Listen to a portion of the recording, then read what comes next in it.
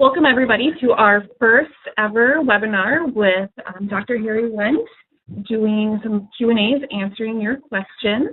And I'm just going to first go through some technical support to make sure everybody has a chance to use all the different features. So first of all, if you don't see my video in the upper right-hand screen, you can just click on the little down arrow above the list of all the participants, and that will make it visible for you. And then next, if you want to chat, if you want to send a chat or a question, you want to send that to the chat room host. And to do that, you want to send it to chat room host down here. You can see it says to send to everybody, or you can send it to a specific participant or to tech support if you are having any problems. If you don't see this part here, then you can, using the little arrow here, that will bring it up for you. And the last thing, if you wanted to make the video larger, there is this group icon up in the corner, the right-hand corner. Click on that, and it will make it bigger for you so that you can see that video larger. Right now I'm going to introduce Grace Kelder, our office manager, and she's going to introduce our presenters. Good morning. As Jessalyn said, I'm Grace Kelder, Office Manager at Crossways International. It's my privilege and honor to introduce to you today the Reverend Dr. Harry Wendt and his guest, Tim Schaefer. Dr. Wendt is a world-renowned Australian-born pastor who has written all of our courses for Crossways International and is the founder of Crossways International. He is known around the world and teaching our classes in over 32 countries. We're excited to be able to offer this webinar today and this chance for you to meet with Dr. Wendt directly and have your questions answered regarding lectionary notes, biblical references, or any other topics that you may be interested in. At this time, I'll turn it over to Dr. Wendt. Thank you, Jessalyn, and thank you, Grace. Well, this is an historic day. It's the first time we've done a webinar, but we are planning to make this the first of many. But Grace has told you enough about me. I've got to tell you something about my guest, Tim Schaefer. Tim came to the first workshop that I ever conducted in Indianapolis in the first week of June 1979. Am I right? That is correct. And could you just tell us a little bit about what's happened in your ministry since that day? That day left my chin on my chest, my mouth wide open at things that I had never seen before linked together. For once in my life, the whole scripture was one big picture, a big narrative, and I had vowed after that week was over to teach Crossways whenever and however I could. So I started in '79 and have taught Crossways ever since, and was especially graced to be a presenter like yourself for about 9.5 years, in which my understanding and insights to the scriptures really took a huge jump because of the ability and the time to really focus on what's there. And so it has been my pleasure to teach Crossways for those many, many years, and the growth and the understanding and insights just keep coming. Well, Tim, you have brought us a lot of joy, and I know you've brought a lot of joy to many other people around this nation. Anyway, thanks for being here today. Now, today we are going to deal with questions which are sent to us by people out in the wider world. They're asking things which are spinning around in their minds, and between us, we're going to work together just to deal with some of those issues. And we don't want to bury anybody under theology, but we want to talk in a way that we can help people know just how to go about teaching this to people at different levels. And today we're going to spend quite a bit of time talking about parents ministering to children and teenagers. Well, why don't we proceed? We've put together a list of the questions which have been sent to us. And, well, Tim, why don't you read the first one? Number one, have any Crossways International materials in particular proven useful to parents teaching the faith at home to their children, especially children of varying ages? And the example given here are ages 15 and 9.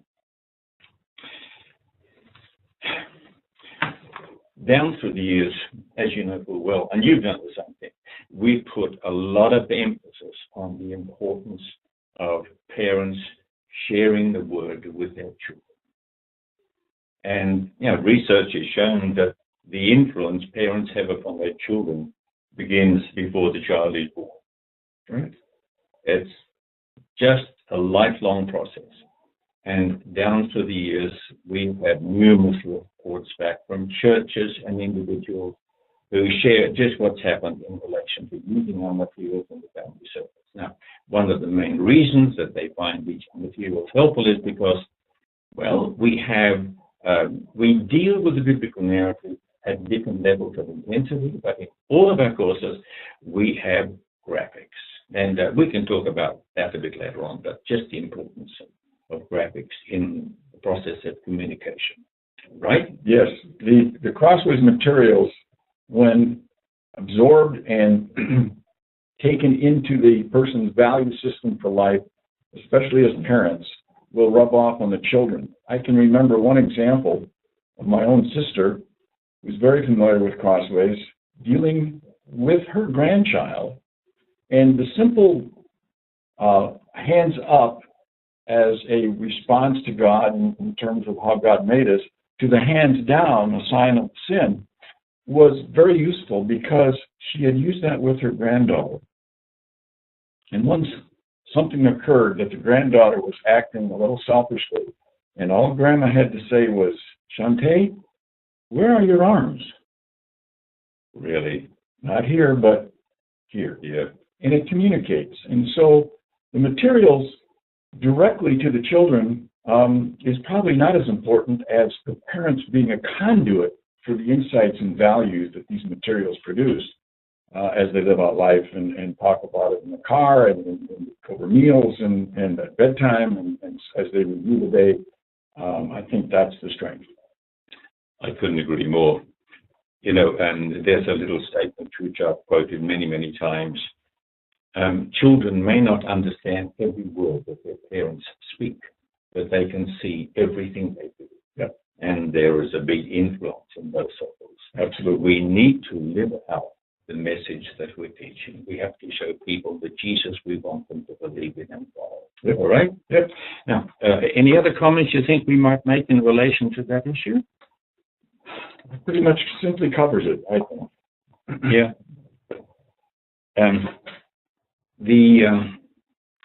Something that I would share, I read this a number of times, and when people have done research on just who has influence on children, and they pointed out that family who belongs to a congregation, they got the professional workers to do all the teaching. In that case, the church, like the pastor and the other teachers, they can mold about 5% of children's moral system. Parents, on average, determine 75% of the child's moral system and values and so forth. Absolutely. Yeah.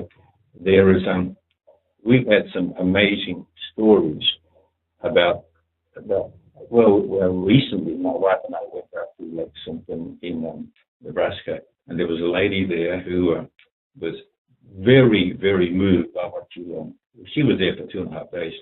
And when she went back to her home, she has an 8-year-old son, but she put our timeline up on the wall and was explaining it to her 8-year-old son. Now, he was more than willing to listen because he wants to be a pastor.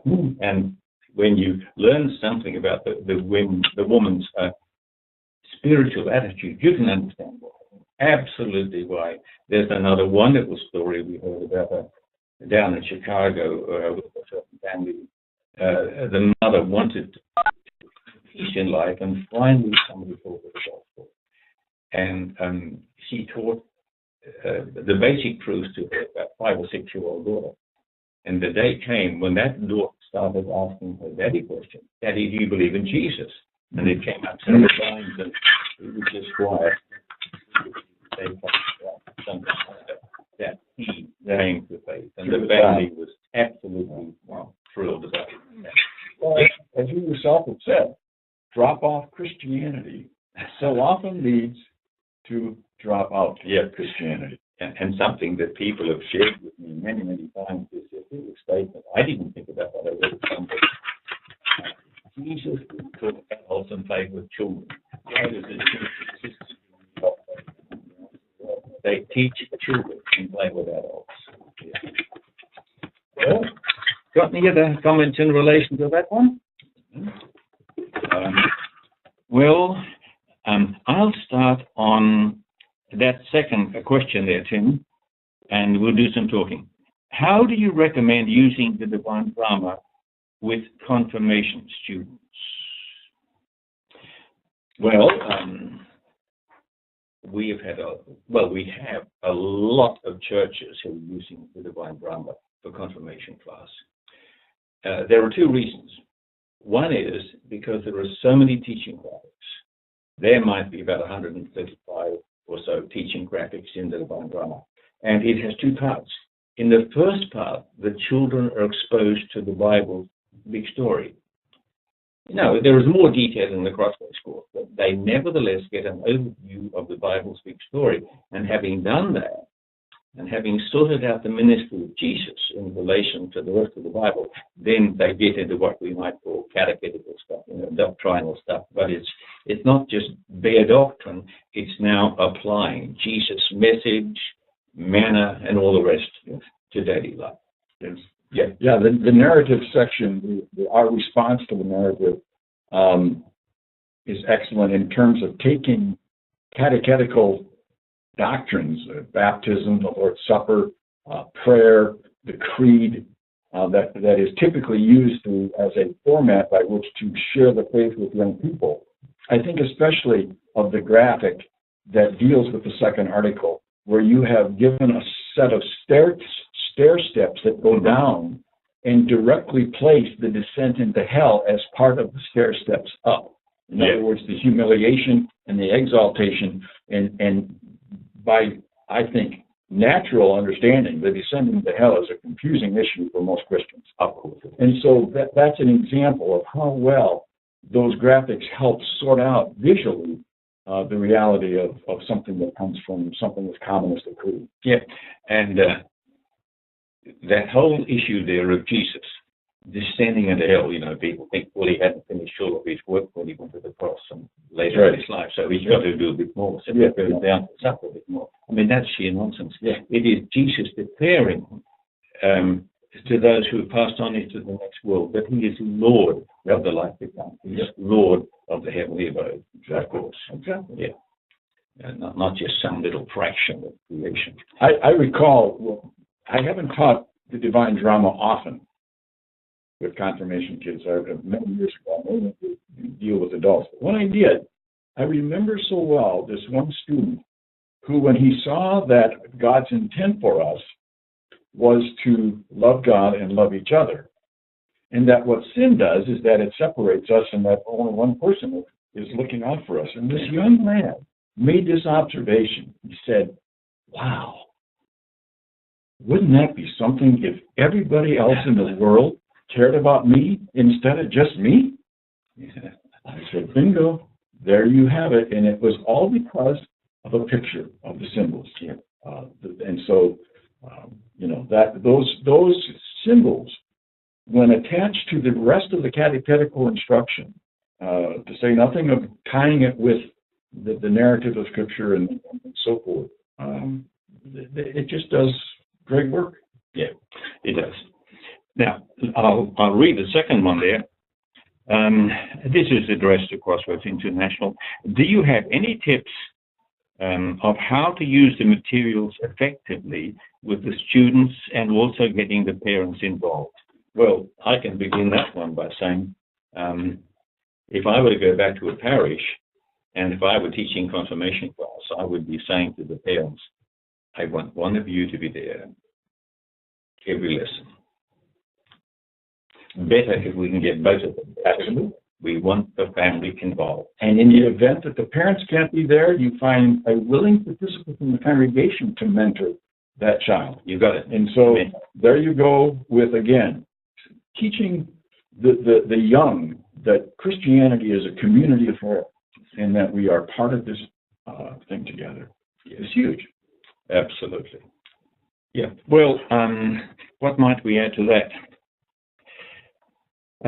Yeah. Again, I think they gain a lot by really, like, if they can come to a seminar or teach the stuff in the congregation, but we need really to focus on equipping the parents to do it. Absolutely. And how. Okay, well, let's move on to the next one. What ages do you recommend this particular course for? We're talking about here the one grade. Yeah. Well, what ages? I watch my young grandchildren catch on to things far more quickly than I do as an adult. Yeah.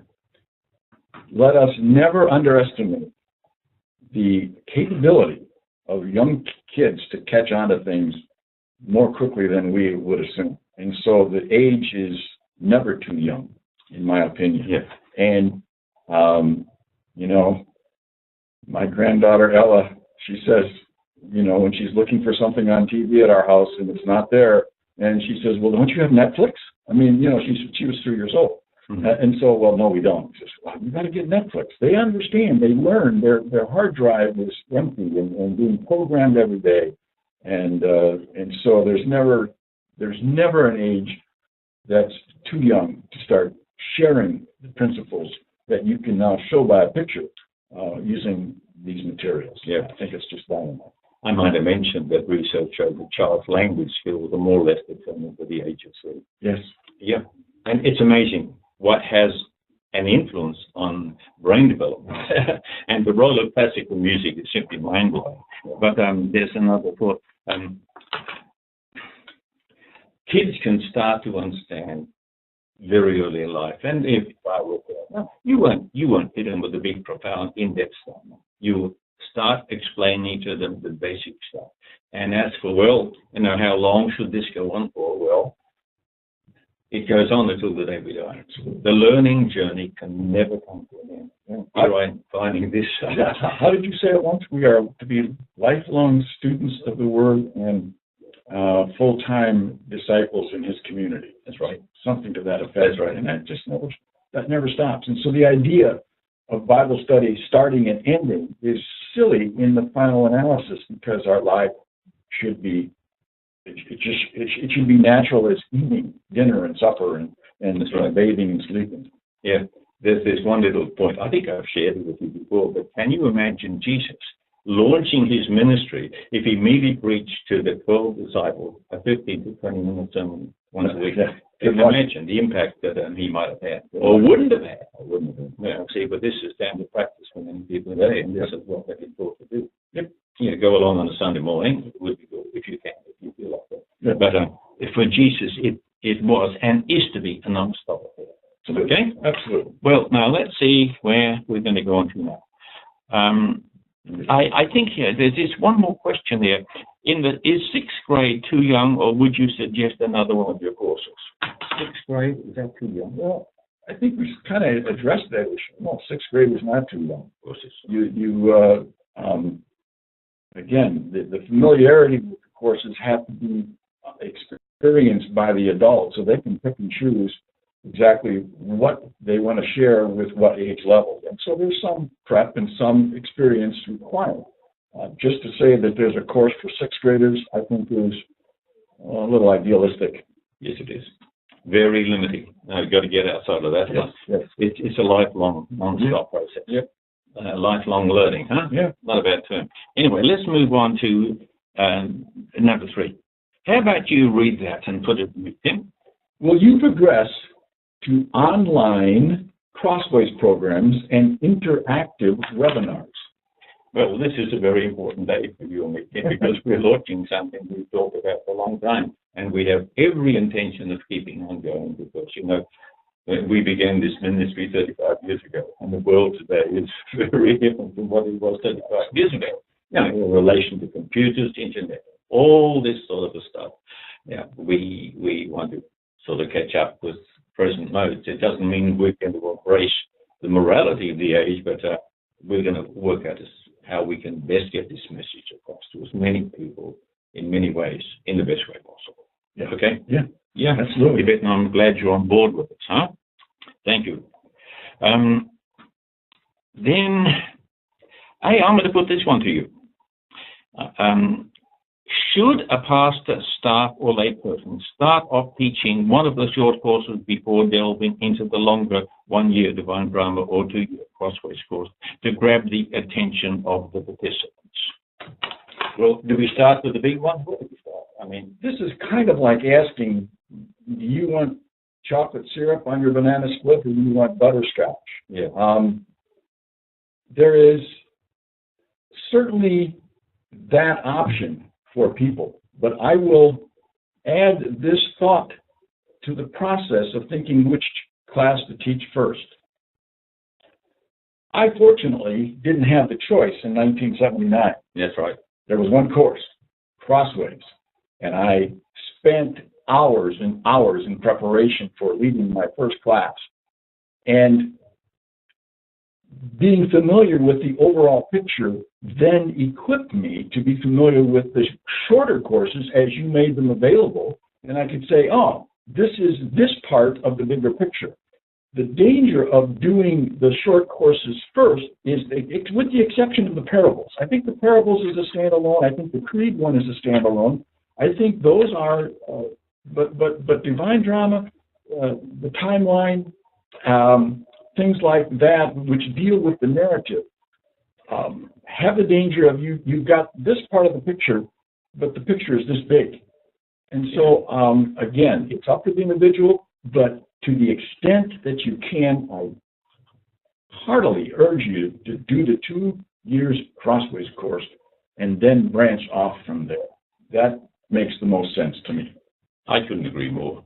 But, back when we first started in 79, that's all we had. And but now, with 10 courses, there are different ways of getting at it. But in many cases, we need to start off with an appetizer. There are people who can't wait to dive into Crossways, and you've taught it so many times to so many people. But there are other people who don't quite have that developed appetizers. I agree. So we can have some appetizers, or just dealing with. Let's just try this one. Look at some of the very simple things we have. This is the little witnessing tool, and often this can serve as a perfect appetizer. You just work people through that, and there are notes on the back, and that starts to help them see just what the story is all about, the beginning and the present and the ultimate end of the whole thing. And there are other little things.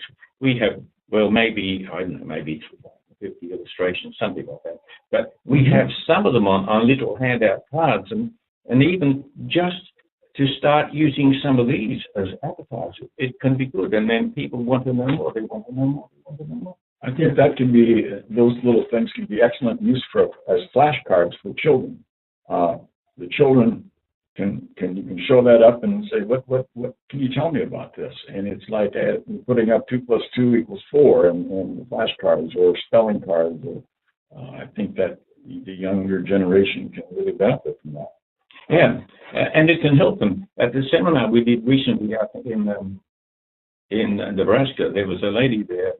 It's quite a long story, but 6 of us were having a meal one evening in the motel where we were staying, and there was a man next to us who heard us talking biblical stuff, and he wanted to know what we were doing. And so, would you believe it? This lady was so moved that she went to his table and she pulled out this witnessing tool and explained it to him, and then she pulled out, a more detailed timeline, and she was so thrilled because she came back and told us he was very interested. He happened to be a chaplain to Vikings.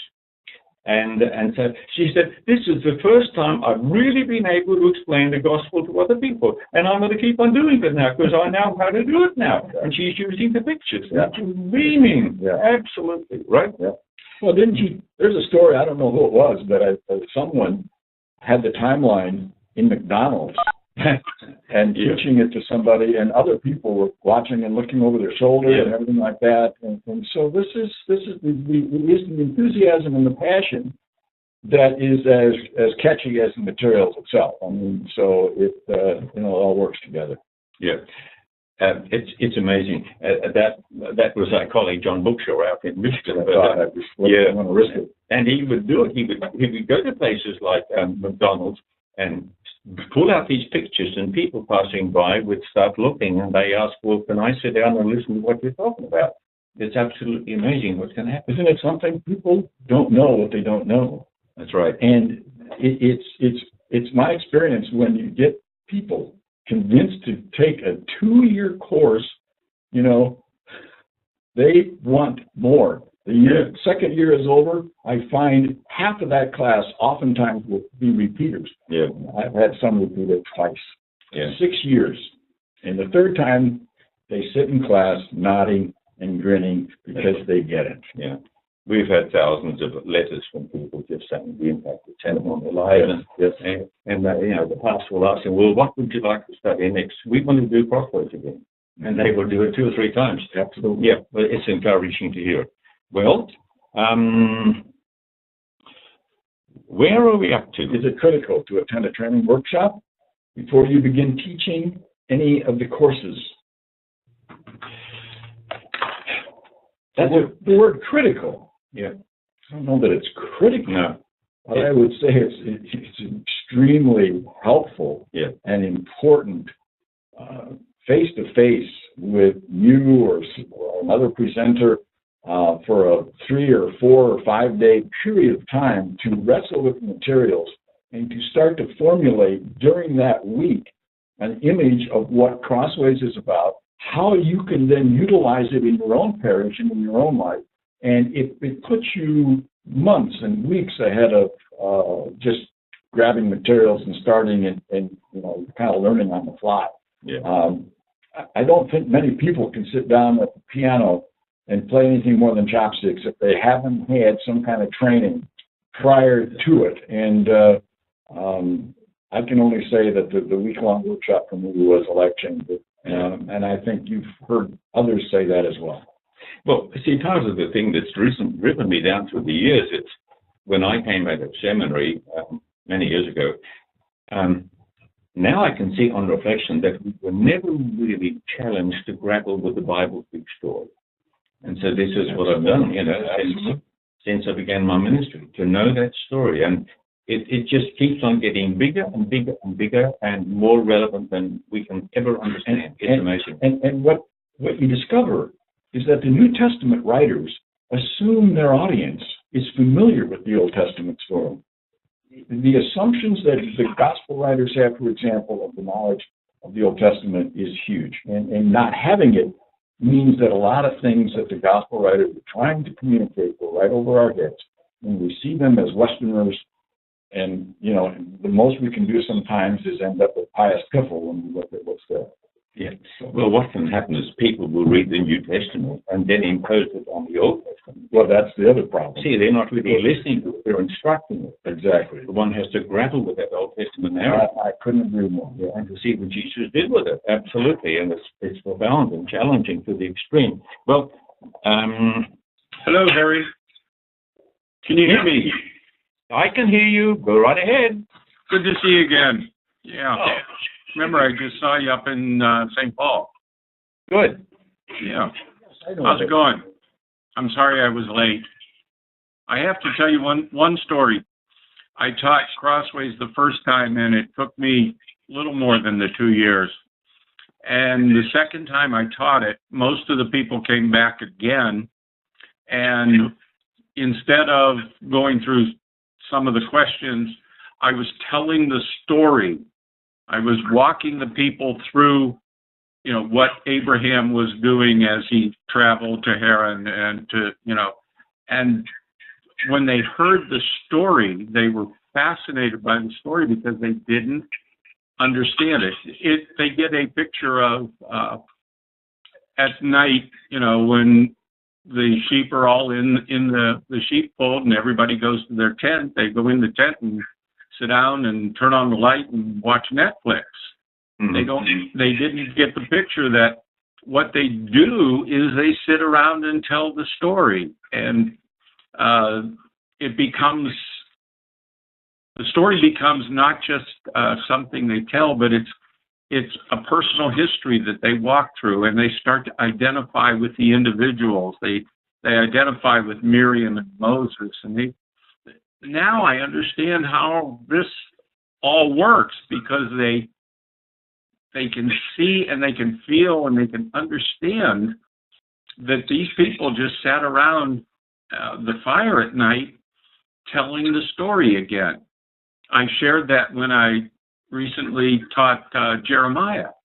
I said, most probably Jeremiah and Baruch were sitting around a fire, and Jeremiah was telling the story again of how he would do battle with the people, the leaders in Israel or in Judah. And they go, now I understand, because my culture, my personal culture is I go home at night, turn on the telly, or I sit and chat with my family, and they didn't realize that the whole tribe that was there, they would sit around the fire together and talk and repeat the story until you really got it in your head, and you could share the story, and the story was real to the people, not just words on a page of a book. Yeah. So, I'm done. Well, thanks for those comments were very, very helpful indeed. We've traveled a bit in working in other countries, but in many countries, it's just amazing. Many people can't read, but if somebody can, and if this person is, say, reading, he can't sit there and read just privately, just for himself. He has to read so those around him can hear what he's reading. That's just a custom. But of course, I like what you said, when the influence of watching television has a profound influence on today's world and our society. In one of our courses, we deal with the 10 deadly delusions, and it's amazing how people think, they will say Christianity is the most important part of life. That's totally misleading. It's not a part of life at all. It's to be the whole of life, and we're not here to put God first in our lives, but we're here to put God only. And you're never through with thinking through the implications of those things. Well, get a copy of In Heaven's Name, Why on Earth, and you'll have quite a few things like that to share with your people. All right? Thanks for your contribution. And I remember your presence at our seminar at Luca with a lot of joy. Thank you. It was a wonderful experience. Well, thank the Lord. Thank the Lord. It's not me. I'm just sharing, the little bit of the word which I've learned to understand. So thank him. To God be all the glory. He's my bishop, okay? Amen. Thank you. Well, if you don't mind, we'll get back to our little questions which have come from near and far. Well, Tim, what's the next one? Number 5. 5. When you taught the Crossways course, do you go through the summer or just during the academic year? In other words, the person is asking, do we keep going and maybe teach it for 50 weeks during the year, or do we do 30 and leave the summer period alone? Well, in a way, it depends upon your own situation. But have you got some input there, Tim? Well, I couldn't agree more. In Minnesota, when from December through February, it's dark most of the time, cold most of the time, miserable most of the time, having a class allows people something to do. My experience has always been that in this northern climate, the attendance at my classes fell off at the end of April and the beginning of May, because all of a sudden it's nice out, people are ready to get outside and enjoy the weather. By contrast, I did a workshop down in Hattiesburg, Mississippi in August. The worship service had 350. The Sunday morning Bible class had 185. And I was absolutely amazed that many people in the midst of August would come out to a Bible study. It would never happen in Minnesota, but it did in Hattiesburg, Mississippi. And so you have to know your own people and your own culture. So when to do it is totally a local and a geographical question. But the intention is to do it and to continue doing it, and to assume and have the expectation that everybody in the congregation will eventually get on board with full-time Christian Ed. So it's likely that, I don't know. I always need a break as a teacher or a leader, but I'm sure there are places where it goes on year round. And so again, do it what you think is best for your situation, but do it with expectations. Do not buy into the thing, well, we've done that before. I would say, so have I. Mm-hmm. And I learn something every time. Yeah. And so we welcome and encourage them to repeat. Tim, there's a couple of little things I would share with you. During the last couple of months, people have shared this with me. In one case, this happened up in Toronto, a colleague had retired from ministry, and he and his wife decided to go to a kind of a community church. And he assures me the theology is magnificent. And how long does the sermon last? Probably 50 minutes, 45 minutes. It lasts 1 hour. Mm-hmm. And it is a study. The people have got their Bibles open, and he's got the Bible open, and they are fascinated. And I've heard a number of stories like this, when the congregation is 4,000 people, and they're looking at the Bible, and they're so happy to be reading the Bible and learning what it means. Yep. Absolutely. So once you're hooked, you're really hooked. You're hooked, yeah. Yeah, absolutely. Yep. Well, what's next? Number 6. What are the advantages or disadvantages to doing a course like Seed with the Scriptures in 6, 8, 12 weeks? And I'm not quite sure how to answer that. Seed with the Scriptures is a much more basic narrative course, but it's a way to help people get their big toes into the water to start the process. Now, I could teach it in 6 hours, no trouble, or 8 hours, or 12 hours. It depends upon the situation. When I was doing workshops, one of the requests was for a person like myself to do the workshop on a Saturday, see through the Scriptures in 6 hours. Yeah. It is, you're on roller skates. You cannot get it all done. I've usually got them through about 3/4 of it in that time and tell them that the rest is commentary. You go home and finish the thing on your own or in your small group. Yeah. Obviously, if you had 8 to 12 weeks with an hour and a half or 2, you could become quite thorough and take it depending. And again, people, please understand, there's a sociological factor in teaching. If you've got a class of 5 people, the dynamics in that class are going to be a lot different than if you have a class of 50 people. Yeah. And so you have to adjust to exactly what it is your situation is and proceed accordingly. So I guess that's really how thorough do you want to be? Yeah. Some people go golfing and golf 9 holes, and others go out and play 36. Yeah. So there you go. Well, people could use a number of our shorter courses as appetizers, mm-hmm. To get them seeing there is more than we thought.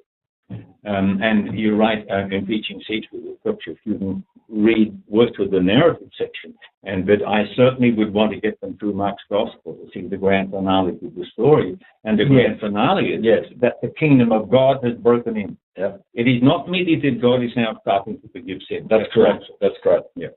So, and one of the questions here is, how would you teach it differently in each of the time frames? Well, if you have a longer time frame, you now can spend more time perhaps on the David story and take that apart a little bit more. You could spend a little more time in the prophets.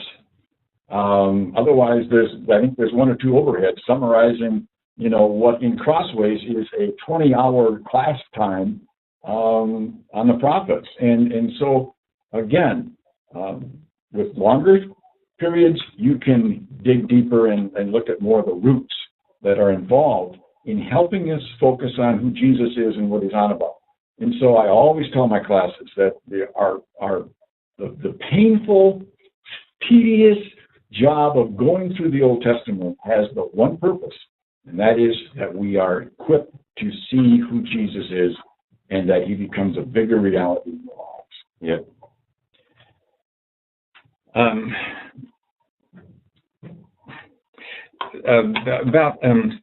see through the scriptures again. We are working on producing materials now to help parents teach their own children, or for use in the family circles, and maybe so they can use it at different levels of intensity. But we are really working on that, so that first of all, of course, we've got to train the parents, and the parents have to study that course. But then they can use it. If they are starting to get the message, well, they can adjust the level too. If they're teaching 8-year-olds or 14-year-olds, we get all sorts of reports back about just how parents are using it. And I think there is a growing awareness of the need to do that. But anyway, we'll try to stay on track, or we will stay on track, and we will get this available and used. Yeah, praise God. Now, what's the next one, Tim? Number 7. Okay, number 7. What are the benefits of using the workbooks? I can address that. Go ahead. They were a great benefit to me as I began teaching Crossways back in '79, because it helped me put the parameters of what this particular unit was about. The more I taught, the less important those things were for me, because now I am, see all the issues just naturally. But for people who are in the class, the workbook, along with the manual, start them on the process of putting the facts of the unit into their being, so that when they come to class, all these, if you will, all these facts of helium balloons can be tied into a bunch by being in the class, and it gives them the questions to ask. It helps them see the direction this is going. And so the workbooks are there, in my opinion, as a teacher, to prepare the student for the class time. It is rare that I go into the workbook during class and say, well, what did you have for this, or what did you have for that? There are sometimes pertinent questions that I will highlight. But the real text is the text of the Bible. And the manual and the workbooks simply help funnel us into reading the Bible with understanding and using that as the primary resource. Yeah, and now those workbooks, well, there is one fact that we might bear in mind.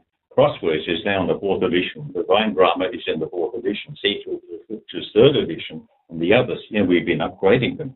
But those questions, they serve almost like a tour guide. Mm-hmm. Now let's look here, let's look there, let's look there. And with all the latest edition of leaders' manuals, we print out not only the questions, we print out the answers. So that's going to save the teacher a lot of work, because we have done the work for them and done a lot of preparation. And then there are also the DVDs and the CDs and all sorts of stuff. Mm-hmm. But it's a process. It's a process. And people who use the materials are going to learn more and more as they use the materials. You learn by doing. Absolutely. And related issues here in the outline are what other supplies or materials or resources.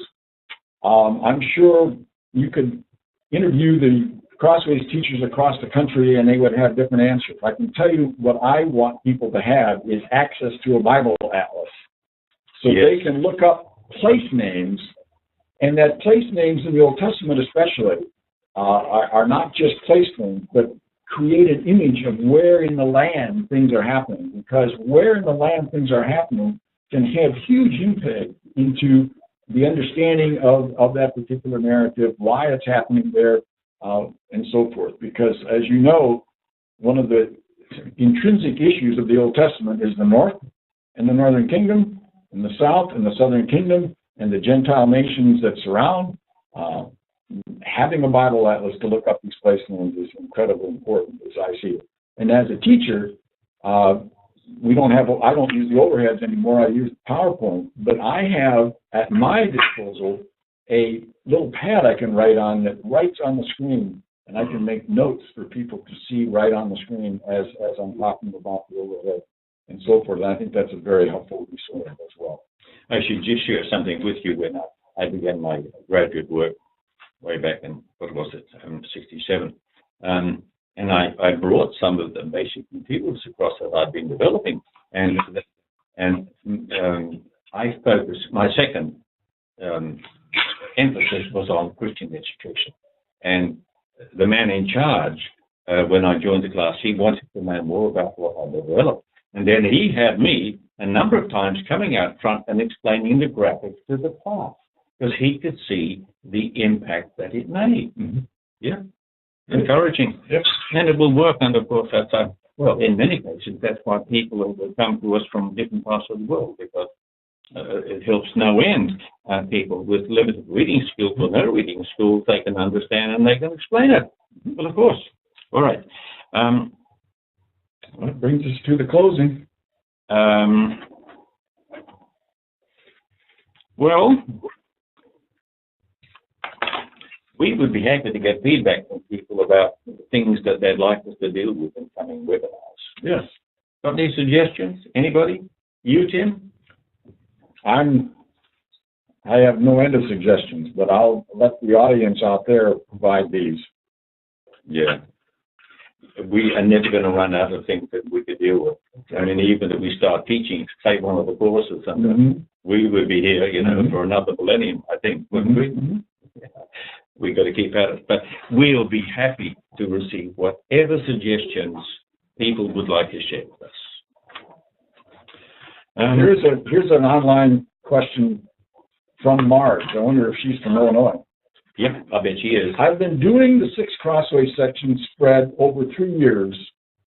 A 10-week chunk is easier on suburban schedules, and I have had good retention throughout the 3 years. So she does 10 weeks and takes a break, 10 weeks and takes a break. There are 6 10-week sections, and she does them obviously 10 at a time twice, and then does it for 3 years. So there's an example of one person who adapts to their own particular situation. And it says it's easier on suburban schedules.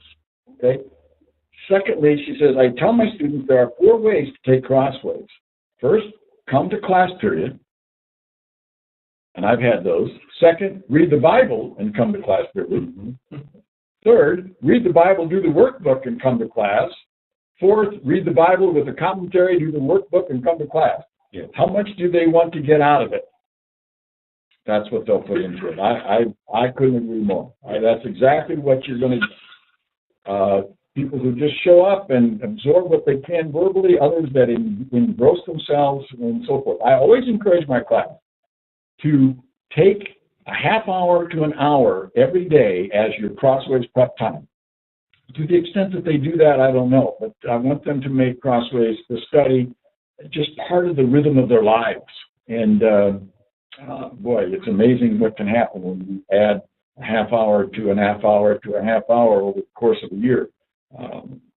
It's pretty amazing. Yeah. I should just share something that we've learned in our overseas work. In South Korea, my number one interpreter served a rather large church in Seoul with about 30,000 members. But on the Sunday bulletin, it would say, every member is expected to read 3 chapters of the Bible every day and 5 on Sundays. Can you imagine how that would go down with a lot of people in different parts of the world? But they, very early in the piece, when they started their work in that country, it was pointed out to them by missionaries that the best way to build a church is to focus on Bible study. Oh, yeah. And by the way, I should just share too that in many, many churches in South Korea, they have a prayer meeting every morning. Mm-hmm. Every morning of church. And in one case, the people start lining up at 2:30 a.m. so they can get a seat in the sanctuary, because the prayer meeting starts at 4:30. They want to be there to get a seat in the sanctuary. Otherwise, they've got to sit in the church hall and watch it on the screen. But the zeal of those people over there to study the word. And you go across there and you watch the congregation when you're singing a hymn. They're not looking at a hymn book because they've memorized the hymn book. But it's not all like that around the world, but there are still some amazing examples which we, in my life, that it is seldom that sermons change lives. But I have a whole stack of cards at home from people who've gone through Crossways, within which says, this changed my life. And that, to me, speaks volumes, when you weigh off sermonizing versus teaching. So, Yeah. there you have it. Well, something I point out to people, and I'd be happy to hear more churches are grappling with this issue, but in the four Gospels, you never read of Jesus preaching. No. He's always teaching. He taught. Now that title, the Sermon on the Mount in Matthew 5, 6, and 7, the Sermon on the Mount, that was added by He is always teaching. Rabbi, and we've got to learn from that. Are we done? Well, we've been at it, I think, for long enough, you and me, and maybe we're running out of energy. I'm not, and I'm sure you're not, for what I've learned the last, 35 years. So thank you to those who are listening in and watching this, and we'd be happy to have you work with us to give us some ideas so we can do more and more things to help people out there. And we sure are going to focus on doing that. Thank you so much. God bless you. Ditto.